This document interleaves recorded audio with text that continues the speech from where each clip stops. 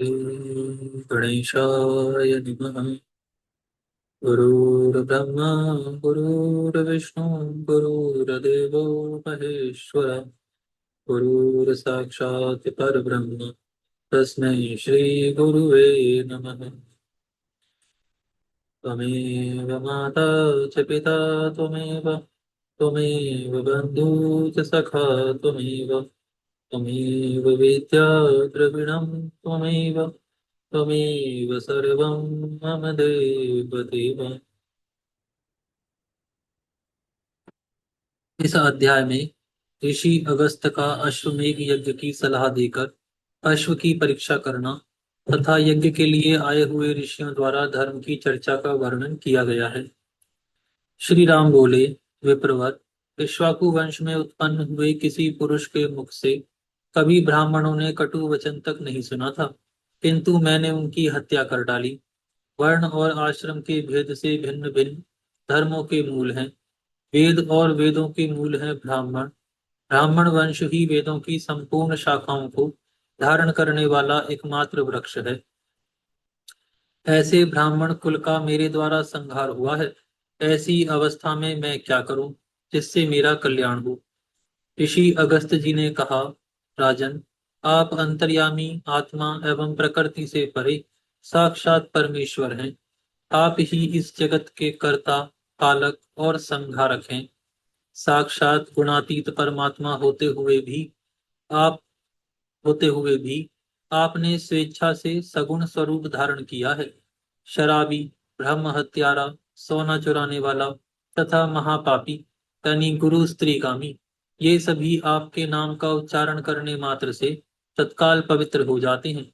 महामते, ये जनक किशोरी भगवती सीता महाविद्या हैं, जिनके स्मरण मात्र से मनुष्य मुक्त होकर सद्गति प्राप्त कर लेता है।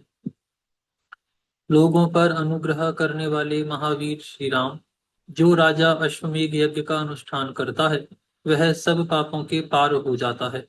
राजा मनु, सगर, मरुत और नहुष नंदन, ययाति, ये आपके सभी पूर्वज यज्ञ करके परम पद को प्राप्त हुए हैं। महाराज, आप सर्वथा समर्थ हैं, अतः आप भी यज्ञ करिए। परम सौभाग्यशाली श्री रघुनाथ जी ने महर्षि अगस्त की बात सुनकर यज्ञ करने का ही विचार किया और उसकी विधि पूछी। श्री राम बोले, महर्षि, अश्वमेध यज्ञ में कैसा अश्व होना चाहिए, उसके पूजन की विधि क्या है, किस प्रकार उसका अनुष्ठान किया जा सकता है तथा उसके लिए किन किन शत्रुओं को जीतने की आवश्यकता है। श्री अगस्त ऋषि बोले, रघुनंदन, जिसका रंग गंगाजल के समान उज्ज्वल जिसका रंग गंगाजल के समान उज्ज्वल तथा शरीर सुंदर हो, जिसका कान श्याम, मुंह लाल और पूंछ पीले रंग की हो तथा जो देखने में भी अच्छा जान पड़े, वह उत्तम लक्षणों से लक्षित अश्व ही अश्वमेध में ग्रह बतलाया गया है। वैशाख मास की पूर्णिमा को अश्व की विधिवत पूजा करके एक ऐसा पत्र लिखे जिसमें अपने नाम और बल का उल्लेख हो। वह पत्र घोड़े के ललाट में बांधकर उसे स्वच्छंद विचरने के लिए छोड़ देना चाहिए तथा बहुत से रक्षकों को तैनात करके उसकी सब ओर से प्रयत्न पूर्वक रक्षा करनी चाहिए। यज्ञ का घोड़ा जहां जहां जाए उन सब स्थानों पर रक्षकों को भी जाना चाहिए। जो कोई राजा अपने बल या पराक्रम के घमंड में आकर उस घोड़े को जबरदस्ती बांध ले, उससे लड़ भिड़ कर उस अश्व को बलपूर्वक छीन लाना रक्षकों का कर्तव्य है। जब तक अश्व लौट कर न आए तब तक यज्ञकर्ता को उत्तम विधि एवं नियमों का पालन करते हुए राजधानी में ही रहना चाहिए। वह ब्रह्मचर्य का पालन करे और मृग का सींग हाथ में धारण किए रहे। यज्ञ संबंधी व्रत का पालन करने के साथ ही 1 वर्ष तक दीनों, अंधों और दुखियों को धन आदि देकर संतुष्ट करते रहना चाहिए। महाराज, बहुत सा अन्न और धन दान करना उचित है। याचक जिस जिस वस्तु के लिए याचना करे, बुद्धिमान दाता को उसे वही वही वस्तु देनी चाहिए। इस प्रकार का कार्य करते हुए यजमान का यज्ञ जब भली भांति पूर्ण हो जाता है, तब वह सब पापों का नाश कर डालता है। शत्रुओं का नाश करने वाले श्री रघुनाथ जी, आप यह सब कुछ करने, सब नियमों का पालने, सब नियमों को पालने तथा अश्व का विधिवत पूजन करने में समर्थ हैं। अतः इस यज्ञ के द्वारा अपनी विशद कीर्ति का विस्तार करके दूसरे मनुष्यों को भी पवित्र कीजिए। श्री रामचंद्र जी ने कहा, विप्रवर, आप इस समय मेरी अश्वशाला का निरीक्षण कीजिए और देखिए उसमें ऐसे उत्तम लक्षणों से संपन्न घोड़े हैं या नहीं। भगवान की बात सुनकर दयालु महर्षि उठकर खड़े हो गए और यज्ञ के योग्य उत्तम घोड़े को देखने के लिए चल दिए। श्री रामचंद्र जी के साथ अश्वशाला में जाकर उन्होंने देखा, वहां चित्र विचित्र शरीर वाले अनेकों प्रकार के अश्व थे, जो मन के समान वेगवान और अत्यंत बलवान प्रतीत होते थे। उसमें ऊपर बताए हुए रंग के एक दो नहीं, सैकड़ों घोड़े थे, जिनकी पूंछ पीली और मुख लाल थे। साथ ही वे सभी तरह के शुभ लक्षणों से संपन्न दिखाई देते थे। उन्हें देखकर अगस्त जी बोले, रघुनंदन, आपके यहाँ अश्वमेध के योग्य बहुत से सुंदर घोड़े हैं। अतः आप विस्तार के साथ उस यज्ञ का अनुष्ठान कीजिए। महाराज श्री राम, आप महान सौभाग्यशाली हैं। देवता और असुर सभी आपके चरणों पर मस्तक झुकाते हैं। अतः आपको इस यज्ञ का अनुष्ठान अवश्य करना चाहिए। मुनि के इस वचन से उन्होंने यज्ञ के सभी मनोहर संभार एकत्रित किए। तत्पश्चात महाराज श्री राम मुनियों के साथ सरयू तट पर आए और सोने के हलों से 4 योजन लंबी चौड़ी बहुत बड़ी भूमि को जोता। इसके बाद उन पुरुषोत्तम ने यज्ञ के लिए अनेकों मंडप बनवाए और योनि एवं मेखला से युक्त कुंड का विधिवत निर्माण करके उसे सॉरी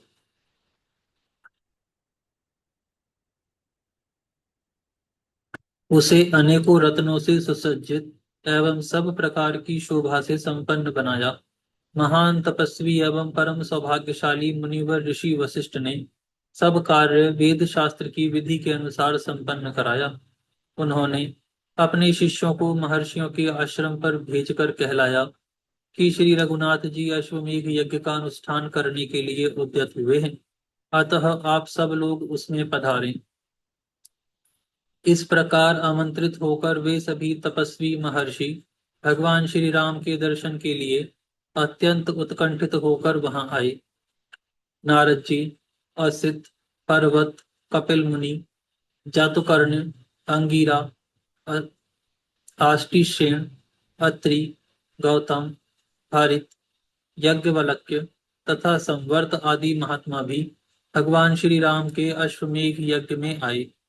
श्री रघुनाथ जी ने बड़े आनंद के साथ उठकर उनका स्वागत किया और उन्हें प्रणाम करके अर्घ्य तथा आसन आदि देकर उन सबकी विधिवत पूजा की। फिर गौ और स्वर्ण निवेदन करके वे बोले, महर्षियों, मेरे बड़े भाग्य हैं जो आपके दर्शन हुए। श्री शेष जी कहते हैं, ब्राह्मण, इस प्रकार जब वहां बड़े बड़े ऋषियों का समुदाय एकत्रित हुआ तो उनमें वर्ण और आश्रम के अनुकूल धर्म विषयक चर्चा होने लगी। श्री वात्सायन जी ने पूछा, भगवान, वहां धर्म के संबंध में क्या क्या बातें हुई? कौन सी अद्भुत बात बताई गई? उन महात्माओं ने सब लोगों पर दया करके किस विषय का वर्णन किया? श्री शेष जी ने कहा, मुने, महापुरुषों में श्रेष्ठ श्री दशरथ नंदन भगवान श्री राम ने सब मुनियों को एकत्रित देखकर उनसे समस्त वर्णों और आश्रमों के धर्म पूछे। श्री रघुनाथ जी के पूछने पर उन महर्षियों ने जिन जिन महान गुणकारी धर्मों का वर्णन किया, उन सबको मैं विधि पूर्वक बतलाऊंगा, आप ध्यान देकर सुने।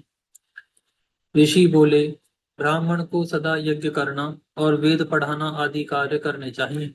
वह ब्रह्मचर्य आश्रम में वेदों का अध्ययन पूर्ण करके इच्छा हो तो विरक्त हो जाए, और यदि ऐसी इच्छा ना हो तो गृहस्थ आश्रम में प्रवेश करे।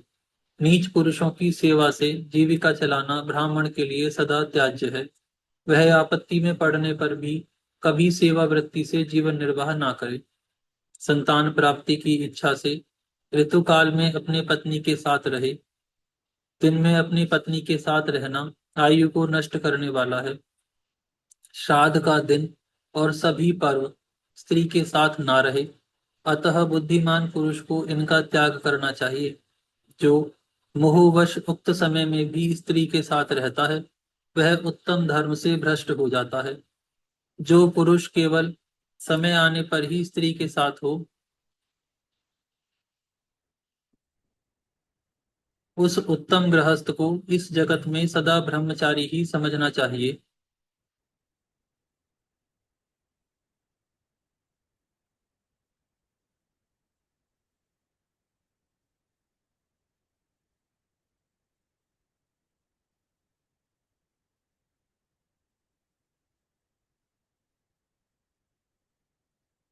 थोड़ी सी कीमत लेकर कन्या को बेचने वाला पुरुष पापी माना गया है। ब्राह्मण के लिए व्यापार, राजा की सेवा, वेदाध्ययन का त्याग, निंदित विवाह और नित्य कर्म का लोभ, ये दोष कुल को नीचे गिराने वाले हैं। गृहस्थ आश्रम में रहने वाले पुरुष को अन्न, जल, दूध, मूल अथवा फल आदि के द्वारा अतिथि का सत्कार करना चाहिए। आया हुआ अतिथि सत्कार ना पाकर जिसके घर से निराश लौट जाता है, वह गृहस्थ जीवन भर के कमाए हुए पुण्य से क्षण भर में वंचित हो जाता है। गृहस्थ को उचित है कि वह बलि वैश्वदेव कर्म के द्वारा देवताओं, पितरों तथा मनुष्य को उनका भाग देकर शेष अन्न का भोजन करे। वही उसके लिए अमृत है।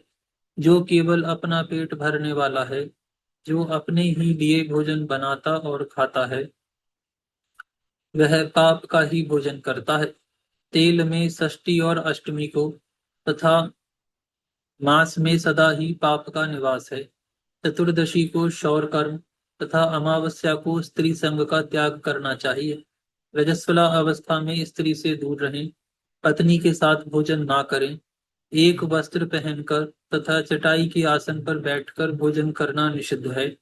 अपने में तेज की इच्छा रखने वाले श्रेष्ठ पुरुष को भोजन करती हुई स्त्री की ओर नहीं देखना चाहिए। मुंह से आग को नहीं फूकें। निर्वस्त्र स्त्री की ओर दृष्टि ना डालें। बछड़े को दूध पिलाती हुई गऊ को ना छेड़ें। दूसरे को इंद्रधनुष ना दिखाएं। रात में दही खाना सर्वथा निषिद्ध है। आग में अपने पैर ना सेकें। उसमें कोई अपवित्र वस्तु ना डालें। किसी भी जीव की हिंसा तथा दोनों संध्याओं के समय भोजन ना करें। रात्रि को खूब पेट भर के भोजन करना उचित नहीं है। पुरुष को नाचने, गाने और बजाने में आसक्ति नहीं रखनी चाहिए। कांसे के बर्तन में पैर धुलाना निषिद्ध है। दूसरे के पहने हुए कपड़े और जूते ना धारण करें। फूटे अथवा दूसरे के झूठे किए हुए बर्तन में भोजन ना करें। भीगे पैर ना सोएं। हाथ और मुंह के झूठे रहते हुए कहीं ना जाएं। सोते सोते ना खाएं। उच्छिष्ट अवस्था में मस्तक का स्पर्श ना करें। दूसरों के गुप्त भेद ना खोलें। इस प्रकार गृहस्थ धर्म का समय पूरा करके वानप्रस्थ आश्रम में प्रवेश करें। उस समय इच्छा हो तो वैराग्य पूर्वक स्त्री के साथ रहें अथवा स्त्री को साथ ना रखकर उसे पुत्रों के अधीन सौंप दें। वानप्रस्थ धर्म का पूर्ण पालन करने के पश्चात विरक्त हो जाएं, संन्यास ले लें। वात्स्यायन जी, उस समय महर्षियों ने उपर्युक्त प्रकार से अनेकों धर्मों का वर्णन किया तथा संपूर्ण जगत के महान हितैषी भगवान श्री राम ने उन सबको ध्यान पूर्वक सुना। यहाँ पर यह अध्याय पूर्ण होता है। आज हम यहाँ पर विराम करते हैं, फिर कल से प्रारंभ करेंगे।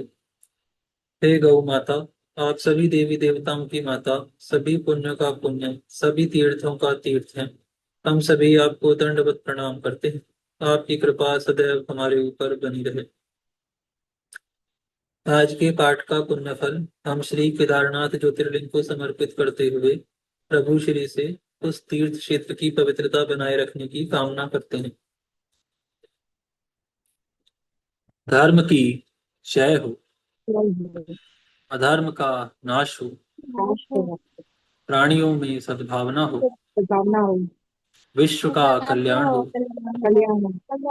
गौ माता, राष्ट्र माता, राष्ट्र माता, गौ हत्या बंद हो। बंधु। श्री पद्म पुराण की जय हो।